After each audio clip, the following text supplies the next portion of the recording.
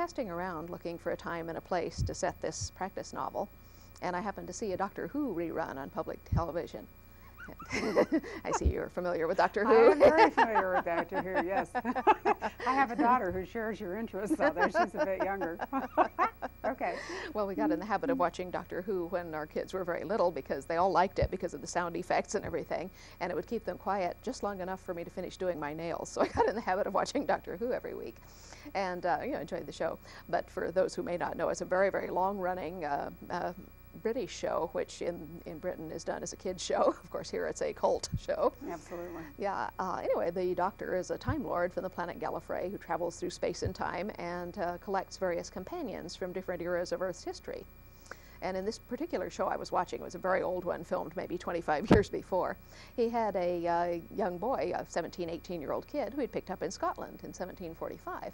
And this kid appeared in his kilt. And I said, well, that's sort of fetching. And so I was sitting in church the next day thinking about this, and I don't claim divine revelation, but I was in church, and I said, well, you want to write a book, it doesn't really matter where you set it because nobody's ever going to see it anyway. The important thing is to pick a point and start in so you can get started on this. So I said, fine, Scotland, 18th century. So that's where I started, no plot, no outline, no characters, and no background either, nothing but the 18th century Scotland and the vision of a man in a kilt. It's really scary to think the role that chance has played in all of this. I mean, for people who think, that writing is I don't know what I want to say. Different. Yeah, a call of genius, or that you have to be prepared or whatever. I mean, I think this is a story that is really helpful for people to hear, because many people, I think, who would like to write frighten themselves off. Well, they do. They think I have to have it all planned out ahead of time. I have to know everything about this book before I even sit down to write. And this is not true at all. All you need is a pencil and paper. Absolutely. Well, or a computer by today's standards. So had you ever, in fact, been to Scotland? No, I never had. In fact, I didn't go until after I had a 3-book contract. When my agent sold the first book, he got me a 3-book contract, and at that point I said to my husband, well, I think I really must go and see the place. So only the first book was written entirely from library research. The others I had been to Scotland for. Well, you're not without precedent in history. Harry Keating wrote his wonderful long-running series about Inspector Gote, who operates out of Bombay, India, and didn't get to India until he was many novels, into the book. But anyway, so here you are, and you are basically writing for practice. And what did you do? You wrote some sections of a book, and... Well, I was just writing along in bits and pieces because I didn't have any preset conceptions about how one had to write a book. I had written all kinds of other things, and it had occurred to me that the only way of writing something was just to write it. So I said, well, if I can only see this scene, I'll write this scene, and if I don't know what happens next, well, I'll go write another scene somewhere else, and eventually I'll figure it out. So that's what I was doing. And about 8 months into the writing, I was having a conversation one night with one of my online acquaintances. Now, CompuServe is not a chat room as such. The forums operate as what's called a bulletin board system, where you address a message to a specific other person, and it stays in sight, for a week or several weeks. They sort of scroll through and eventually disappear. But while they're on the board, as we put it, anybody who sees a message can reply to it. So all conversations are essentially public, and consequently you get a great deal of involvement and really interesting conversations going on. But I was working at night back and forth on several projects, and so I would pause periodically and log in as sort of my coffee break. And when I logged in, I would leave a message, and this other person who was also working was doing the same thing. So we were having this conversation over several hours. And essentially, we were talking about what it feels like to be pregnant. And he said, oh, I know what that's like. My wife said 3 children. And I laughed electronically, and I said, yeah, Buster, I've had 3 children. And he said, well, can you tell me what it's like then? And I said, well, I can, but it's sort of complicated to explain in a 30-line message slot. I said, I tell you what, I have this piece that I wrote a few months ago in which a young woman tells her brother what it's like to be pregnant, since he's curious. I said, I'll put that in the data library for you, and you can go read it. The library being where people would put up poems or stories or novel chapters, anything they wanted to share. And so I put this piece up in the library, and everyone who had been following the argument went and read the piece. And they all came rushing back, and they said, well, this is great. What is it? And I said, well, I don't know. And they said, well, where's the beginning? And I said, well, I haven't written that yet. And so they said, well, put up some more of it. They said, this is fascinating. We like these people. We want to find out more about them.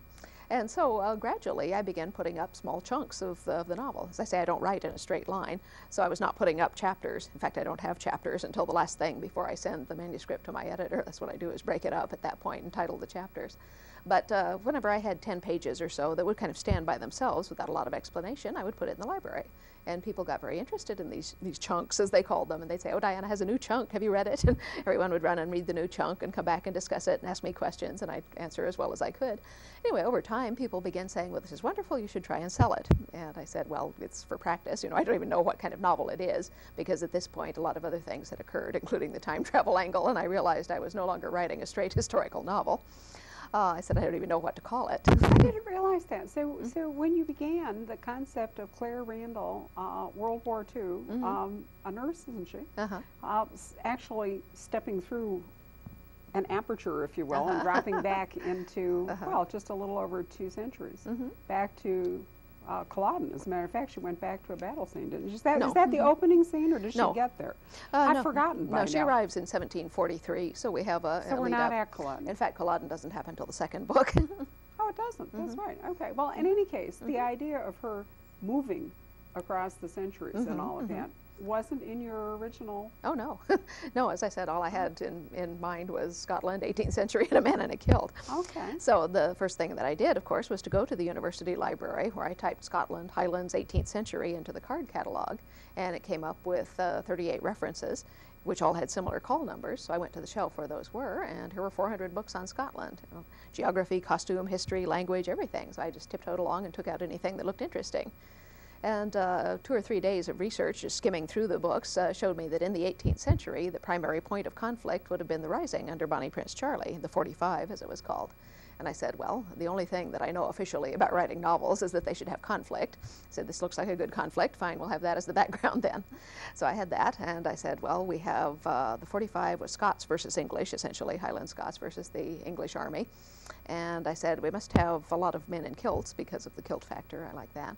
So if I think that perhaps I should introduce a female character here too, to play off these men in kilts, and then we'll have a layer of sexual tension, and that will add to the conflict.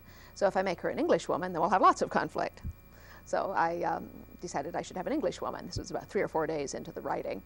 And I didn't know who she was or what she was doing in the story or what her role would be other than to interact with all these men in kilts. And so I just loosed her into a cottage full of Scotsmen to see what she'd do. And so she walked in, looked around. Here were a bunch of Scotsmen squatting by the hearth, you know, obviously deep in conversation. They looked around at her, and I said, well, they're looking at her rather funnily, you know, I wonder what's wrong with her.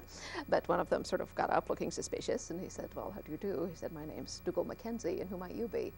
And without my stopping to think much about it, I just typed, my name's Claire Elizabeth Beecham, and who the hell are you? And I stopped at that, and I said, well, you don't sound at all like an 18th century person. And so I fought with her for several pages, trying to beat her into shape and make her talk like a historical person, but she wasn't having any. She just kept making smart-ass modern remarks, and she also took over and started telling the story herself. So at that point, I said, well, nobody's ever going to read this book. It doesn't matter what bizarre thing I do. I said, go ahead and be modern. I'll figure out how you got there later.